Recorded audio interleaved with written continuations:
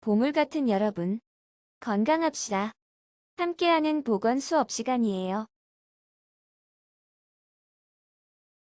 여러분, 오늘은 신체 기관별 건강관리 중 복통에 대해 공부할 거예요. 음식을 먹고 배탈이 났을 때 원인과 증상에 대해 알고 내가 할 수 있는 방법을 실천해 보아요. 먹는 즐거움을 함께하는 먹방 프로그램이 많죠? 맛있는 음식을 먹을 때 스트레스도 해소되면서 기분이 좋아집니다.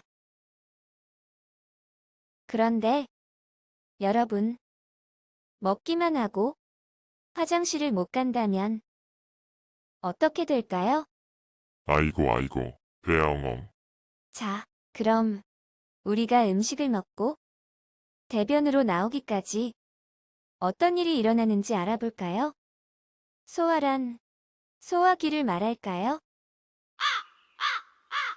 소화란, 우리가 먹은 음식이 입과 식도를 지나 위 창자를 거치면서 음식 속의 영양소가 우리 몸에 잘 흡수되게 하는 것을 말합니다. 실제로 음식이 입으로 들어가는 과정부터 영상을 확인해 봅시다. 먼저 음식물이 입에 들어가서 저작작용을 거친 후에 식도로 이동합니다. 식도에서는 근육 운동을 통해 음식물을 위로 보내고 음식물이 위까지 오는 데에는 약 30초 정도의 시간이 걸립니다. 그리고 위에서는 위액을 분비하고 여기서 4시간에서 6시간이 걸립니다. 위에서의 소화 과정 다음에는 길이 5에서 6m의 소장으로 이동하고 소장에서 5시간에서 7시간 동안 음식물로부터 영양분을 흡수합니다. 충분히 영양분을 흡수한 뒤 남은 찌꺼기는 길이 1.5m의 대장으로 이동하고 대장에서는 찌꺼기에 있는 수분을 흡수합니다.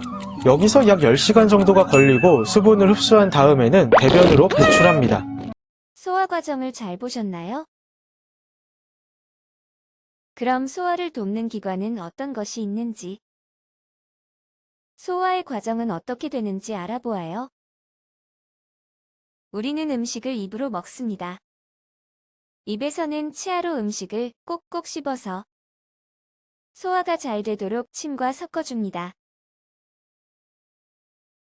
그리고 작아진 음식물은 입에서 식도로 넘어갑니다. 위는 음식물을 위로 이동시키는 통로인 거죠. 위에서는 어떤 과정이 이어질까요? 소화액을 넣고 주물주물 잘게 붓습니다. 그러니까 죽처럼 만드는 거예요.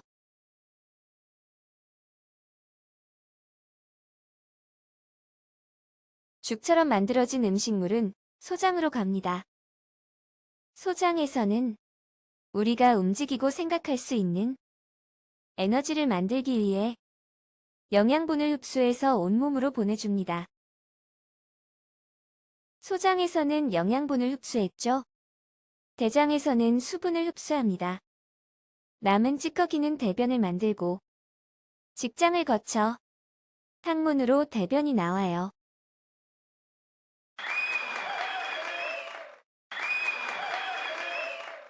소화의 과정을 알아보았는데요.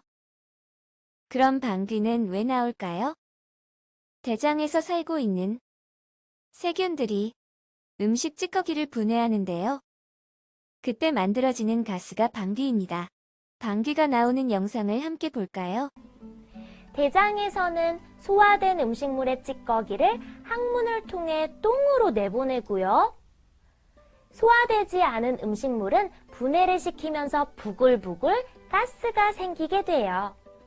가스는 장 속을 빙글빙글 맴돌다가 뽕! 구린내가 나는 방귀가 돼서 나와요. 대장에서 수분을 재흡수한다고 했죠. 그런데 수분의 흡수가 안 되었을 때 어떻게 될까요?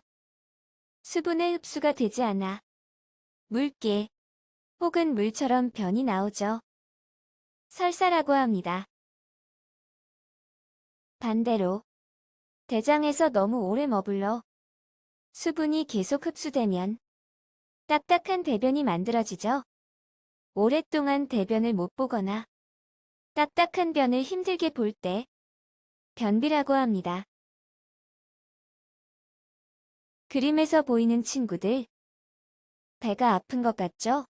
갑자기 음식을 너무 많이 먹거나 소화하기 어려운 음식을 먹고 나면 배가 아프죠?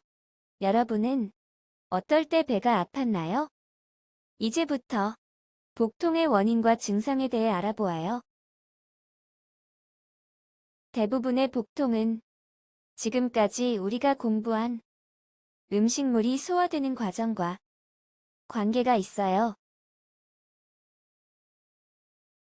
자, 그럼 배가 아픈 원인들을 찾아볼까요? 음식을 급하게 먹었을 때, 너무 많이 먹었을 때, 기분 나쁘게 먹었을 때, 배가 아픕니다. 왜 그럴까요? 음식이 위에서 내려가지 않아서 그래요. 이럴 때 우리는 체했다고 하죠.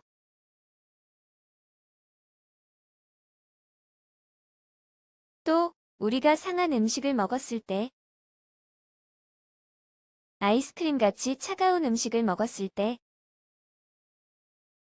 맵고 짠 자극적인 음식을 먹었을 때, 그리고 기름진 음식을 먹었을 때도 배가 아파요.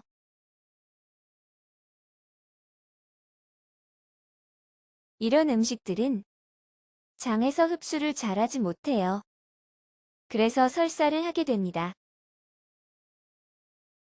배가 아픈 원인을 더 찾아볼까요? 움직이지 않고 오래 앉아 있을 때, 몸이 많이 피곤할 때, 고구마, 바나나, 야채, 해조류 등에 많이 들어있는 식이섬유를 먹지 않을 때도 배가 아파요. 대장에 오래 머물게 되면서 변비에 걸리게 됩니다. 그리고 어떤 이유로든 밥을 굶었을 때, 불안하고 스트레스를 받았을 때도 배가 아프게 되는데요. 심리적으로 힘들어도 배가 콕콕 쑤시며 아플 수 있습니다. 이렇게 여러 이유로 배가 아플 때 어떤 증상들이 함께 나타나는지 알아봅시다. 구토, 구역질, 트름, 소화불량, 설사나 변비, 두통, 명치와 배꼽 주변 통증, 손발이 차갑고 기운이 없어질 수 있어요. 이런 복통의 증상은 무척 고통스럽고 힘들지만 아프고 토하고 설사하는 증상은 우리 몸이 스스로를 치료하기 위해 일어나는 현상입니다. 이런 여러 증상 중에서 배 아픈 것과는 상관없을 것 같은 두통과 손발 차가움이 왜 나타날까요?